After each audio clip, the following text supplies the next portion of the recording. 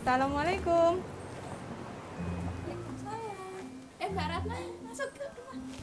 Terus terang yang bikin aku pengen dan senang sekali adalah menolong orang, kemanusiaan. Kalau umpama kita hidup sekali ini bisa berdaya guna buat orang lain, bisa manfaat, bisa membantu kesusahan orang lain, itu saya seneng sekali. Habis gimana ya, kalau umpama untuk membantu orang lain dengan harta, saya otomatis mungkin kayak ke situ nggak mampu. Ya ampun Dea, alhamdulillah ya.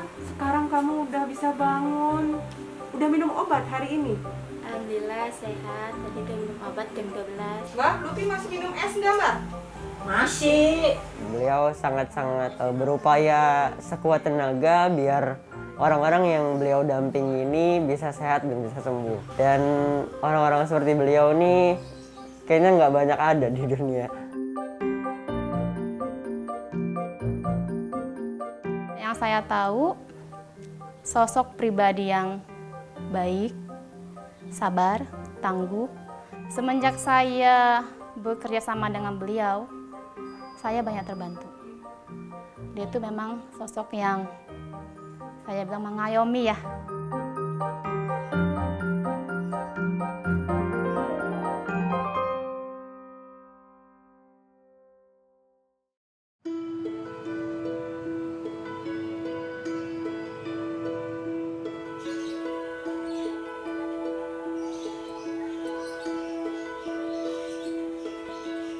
Saya Muhammad Lutfi, umur saya 18 tahun. Saya baru lulus SMK di Muhammadiyah Parakan. Sekarang tinggal di rumah nenek, bersama nenek karena orang tua sudah meninggal dua-duanya. Ayah itu pada saat saya masih dalam kandungan, dan ibu pada saat saya umur 2 tahun sudah nggak ada.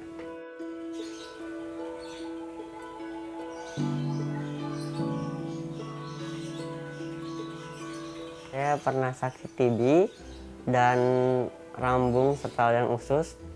Itu pada saat SMP, ketahuan pada saat lagi ada penyuluhan dari puskesmas. Seperti anak remaja pada umumnya, sempat pernah putus asa, labil, dan sempat ingin mengakhiri hidup segala macam. Saya cuma bisa berobat dengan obat-obatan yang kayak obat batuk dan segala macamnya, karena pada saat itu belum tahu. Setelah tahu, didampingi dan datang ke rumah sakit yang harus dituju, akhirnya saya harus rutin minum obat dan harus selalu mengkonsumsi obat itu dan nggak boleh putus. Sekarang aku mau mandi, terus mau siap-siap, mau ada acara di luar, mau ngurusin organisasi. Ya, hati-hati ya. Ya. Kalau jalan sebelum berangkat baca doa supaya lu pinter jadi orang yang benar gitu. Mama gitu doang.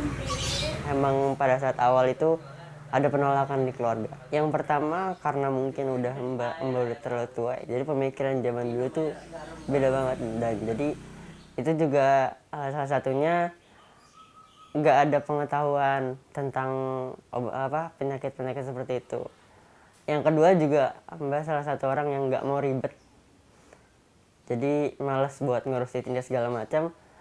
Padahal sebenarnya saya cuma harus datang ke rumah sakit dan semuanya tuh sudah diurus oleh Bu Ratna. Alasannya juga mungkin karena yang pihak-pihak keluarga lain itu jauh dari sini, jadi emang benar-benar cuma tinggal berdua. Keluarga-keluarga yang lain pun karena memang nggak tinggal serumah, jadi supportnya sangat kurang. Di masyarakat juga kayak gitu, jadi makanya nggak mau diekspos dan nggak mau orang-orang lain tahu, karena stigma-stigma seperti itu masih berkeliaran di masyarakat.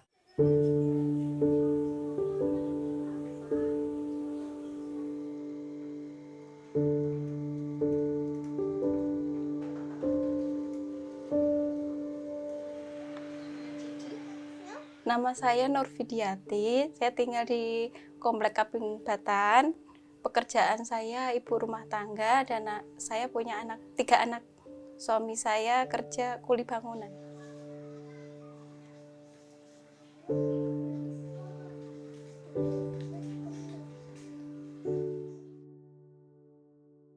waktu saya melahirkan anak saya yang Safa ini, saya dibantu Mbak Ratna.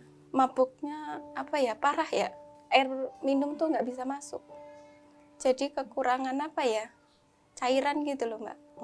Jadi dulu belum punya BPJS, jadinya mau periksa itu cuman apa ya, ke dokter gitu ya.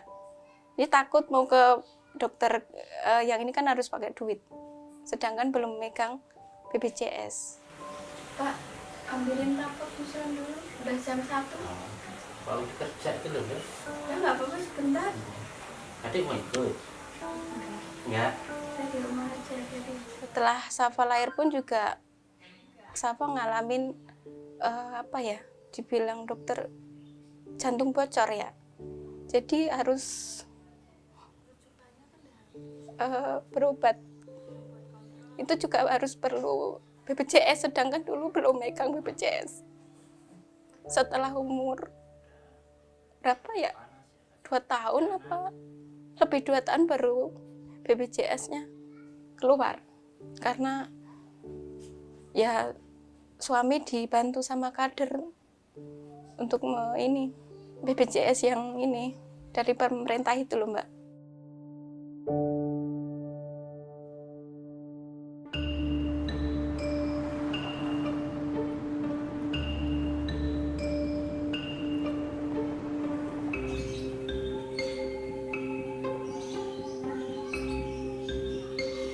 Nama saya Ratna Irawati, saya basicnya adalah kader kesehatan dari Kelurahan Pondok Benda.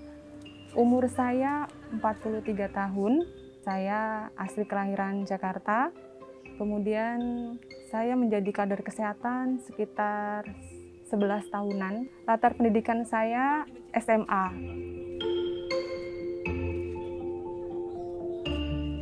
Puskesmas itu biasanya menyuruh saya untuk mendampingi pasien-pasien yang berpenyakit berat. Bisa dia TB, atau MDR, atau HIV, atau juga penyakit jantung. Stigma dari masyarakat anggap itu semangat oleh kita, untuk kita. Oke, pengen sembuh? Sehat? Yes. TB? No. Saya biasanya dipanggil oleh petugas puskesmas untuk mendampingi, terusannya juga menanyakan punya BPJS apa enggak. Kalau umpama pasien yang berpenyakit berat, terus dia nggak punya BPJS, saya nanti akan membantu bagaimana caranya dia bisa memiliki BPJS.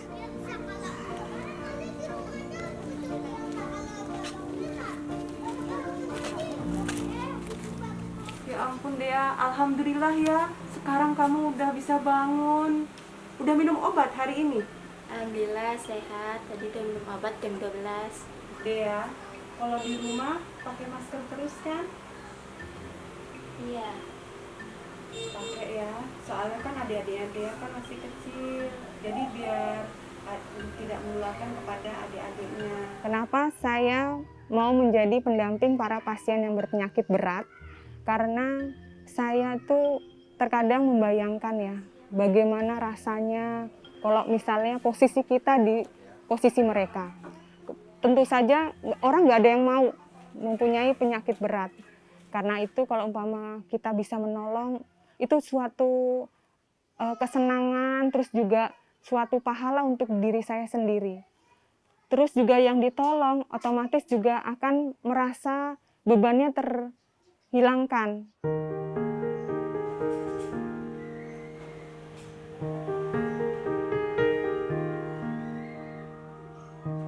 Dukungan keluarga itu penting, sangat penting. Dan yang nomor satu itu harusnya dukungan dari keluarga. Tapi saya mendapatkan dukungan dari keluarga itu ternyata dari luar. Dari Bu Ratna, saya mendapatkan dukungan itu dari Bu Ratna. Pada saat terjadi penolakan itu, saya menjalani berobat itu, saya jadi masuk sekolah. Pada saat dia sekolah, tiba-tiba dijemput. Akhirnya kita ke rumah sakit, terus obat pun ditaruhnya di sekolah. Jadi waktu itu minumnya pada saat jam istirahat. Akhirnya begitu sampai sempat beberapa bulan. Terus pada saat liburan sekolah itu yang membingungkan sekali. Kita harus ngumpet-ngumpet, ketemu di jalan. Terus Jadi saya harus jalan sampai depan gang, dan akhirnya setelah jelaskan pelan-pelan, keluarga pun bisa menerima keadaan saya dan belum mensupport sepenuhnya sih sampai sekarang, tapi setidaknya sudah menerima dan mau untuk saya bisa berobat setiap bulannya. Assalamualaikum. Waalaikumsalam. Masuk nak. Mbak, Iya nak. sehat Mbak? Sehat alhamdulillah. Mana Lutfi Mbak? Ada tuh. Ya boleh. Salaman. Dengan kondisi saya seperti ini mungkin anak-anak muda yang sekarang bisa lebih mudah untuk mengakhiri hidupnya karena mereka udah nggak tahan, udah ya udahlah, kita udah sakit, buat apa lagi gitu, toh akhirnya juga bentar lagi selesai gitu. Mungkin saya bisa berasumsi seperti itu jika saya nggak ketemu beratnya. Iya boleh, tinggal satu strip. Oh, coba. Iya, pintar. Mbak, Lutfi masih minum es nggak Mbak? Masih. Cuma minum esnya nggak berhenti. Pilek, ada pilek kamu. Dengan kepedulian saya dan semangat saya berharap banget mereka itu jadi menganggap saya itu adalah teman mereka berbagi cerita, nggak usah sungkan menceritakan bagaimana efek samping obat. Kalau misalnya ada terasa yang bagaimana, nanti saya akan membantumu. Meskipun saya tidak merasakan, tapi saya bisa berusaha untuk membantumu. Tapi nanti 2 hari lagi tuh ada study club dari RSU. Di sana tuh tempat sharing-sharing para pasien yang kondisinya lagi saat ini minum obat, terus minum obat tuh efek sampingnya apa aja. Alhamdulillah sekarang jauh lebih sehat, lebih kuat karena banyak sekali dukungan dari Bu Ratna, dan alhamdulillah keluarga juga sudah menerima lebih legowo, dan semangat buat hidup tuh lebih meningkat karena masih banyak banget impian yang harus digapai. Salah satunya harus membuat bangga Bu Ratna karena Bu Ratna telah mendampingi saya sebegitu kerasnya upayanya untuk bisa saya untuk sembuh lagi, dan saya harus menunjukkan kepada Bu Ratna bahwa saya bisa lebih dari itu.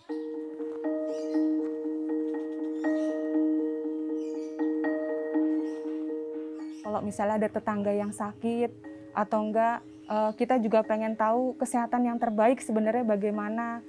Itu saya pengen banget. Bagaimana juga masyarakat ini bisa terbantu. Contohnya yang sakit, kita otomatis nggak ada yang pengen kita sakit. Jadi ibaratnya sakit, susah, terutama kalau misalnya kesehatan sedang menurun, itu bukan sebuah pilihan ya. Jadinya kalau umpama kita bisa bantu, sangat diharapkan banget nantinya, karena aku yakin banget ya kehidupan nanti setelah kematian, jadi bisa membuat ladang pahala saya.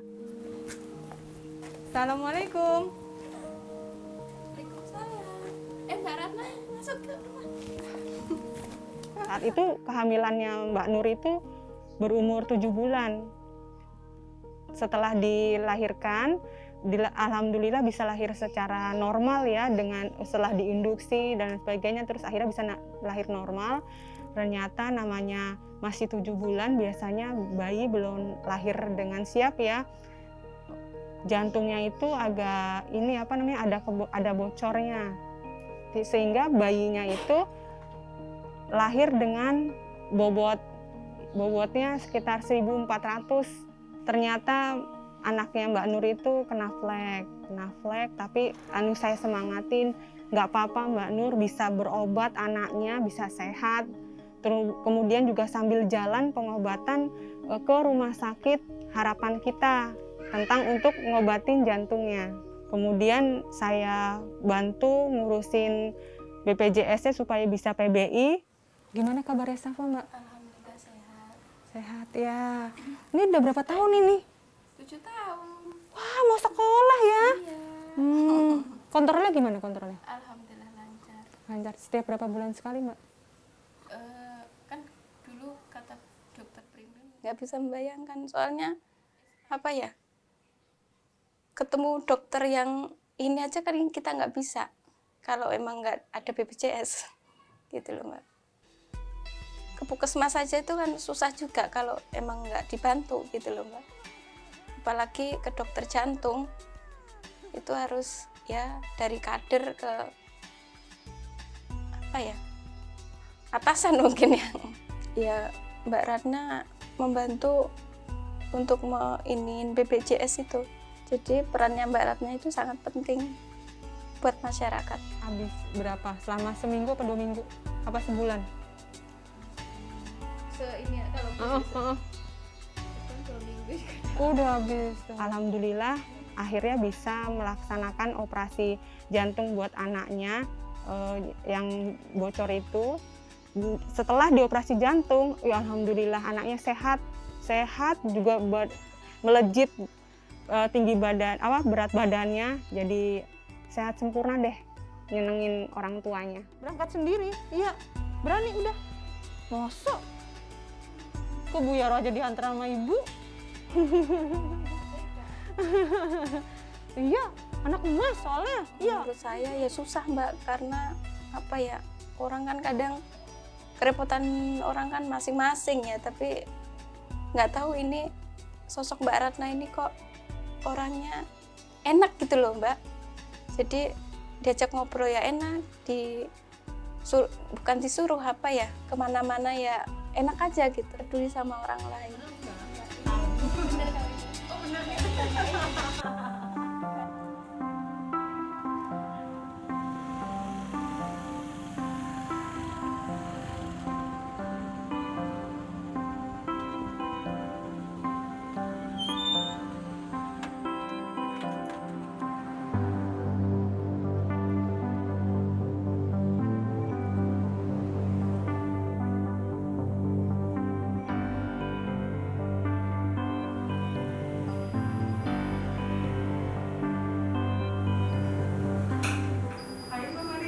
Hai Bu Ratna. Ratna sehat? Ya Bu Ratna. Mau nganter Bu Ratna? Nggak tahu kan. Aku tadi udah ngambil obat. Saya ketemu sama Bu Ratna sekitar kurang lebih 2 tahun yang lalu. Saat itu Bu Ratna sebelumnya sudah menjadi kader kesehatan di Puskesmas Pondok Benda. Kita berkenal memang ketepatan satu dengan program saya, terutama buat program-program pasien kita dengan penyakit-penyakit tertentu.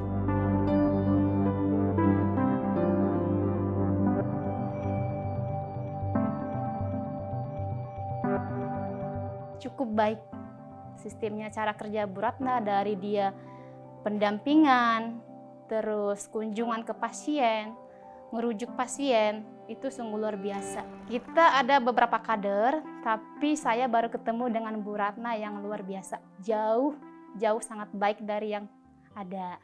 Pasiennya ikut nggak Bu Ratna tadi? Ikut dong. Gimana dia perkembangannya, Semakin Bu? sehat. Tuh, sehat kan? Oh iya, makin gemukan ya dia ya? Iya. Pasien yang kita pegang program yang dengan Bu Ratna sama saya itu termasuk program yang agak berat. Itu enggak semua pasien yang mau welcome dengan kita, yang mau terbuka, dan enggak mau yang berat kata buat minum obat yang rutin gitu. Tapi dengan adanya Bu Ratna, kita sangat terbantu karena Bu Ratna itu bisa ibarat kata seperti tangan panjang dari kita, Bu Ratna gitu, buat langsung memotivasi pasien-pasien yang tadinya sempat saya udah nggak mau nih ke Paskes kesehatan gitu, udah nggak mau minum obat gitu. Tapi dengan adanya Bu Ratna, itu pasien kembali punya semangat untuk minum obat. Perasaan saya itu kalau umpama bisa tahu para pasien yang saya dampingin bisa sehat. Mungkin saat awal-awal ditemukan itu ada yang mengkhawatirkan, mencemaskan, sampai ada yang ngedrop, sampai pernah ada bidan tuh bilang, nanti nih bisa hidup lagi apa enggak ya, sampai begitu. Mereka mematuhi semua yang dikatakan dokter itu, terus bisa sehat, itu seneng banget Mbak rasanya. Suatu kepuasan tersendiri kalau misalnya bisa sehat kembali. Tadi ngambil rapotnya gimana Kak? Alhamdulillah lancar Mas, soalnya masih sepi. Gurunya nggak pesen apa-apa? Iya sih, cuman Rubennya suruh kalau mama izin, dia nggak masuk tuh dari pagi. izinnya. Iya, soalnya nanti dialfain kalau nggak dari pagi. Kalau keluarga saya udah paham banget kalau umpama mamahnya bilang begini, mama harus pendampingan, mama harus ke rumahnya ini, jagain adiknya, itu anak-anak sudah ngerti. Atau enggak dulu waktu masih ada almarhum, di saat jam 11 itu kadang-kadang saya bilang sama suami saya, ya tolong anterin karena si ini ngedrop. Nanti suami saya juga langsung sigap nganterin dan nggak pernah nggak pernah alasan aduh gitu, nggak, sama sekali nggak.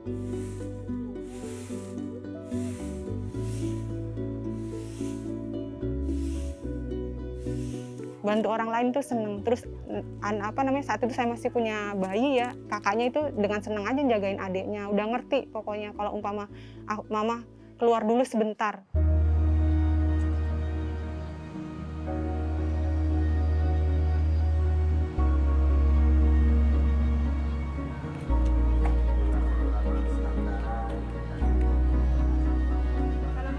Saya berharap Bu Ratna bisa lebih berkah hidupnya karena sudah banyak membantu orang di luar sana. Semoga bisa menghidupi anak-anaknya dan bisa bahagia dunia dan akhirat. Untuk saya sendiri, saya juga berimpian untuk bisa membanggakan Bu Ratna karena itu salah satu bentuk terima kasih saya buat Bu Ratna. Dan untuk keluarga saya mungkin bisa untuk belajar lagi tentang apa-apa yang harus diketahui dan menyingkirkan stigma-stigma buruk di masyarakat yang ada.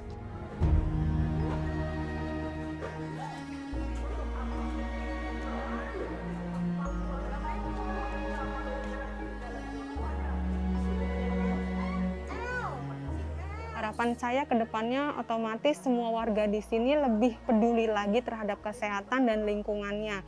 Kita ibaratnya bergandengan tangan bersama supaya wilayah kita ini bisa sehat, warganya sehat, lingkungannya sehat, semuanya sehat.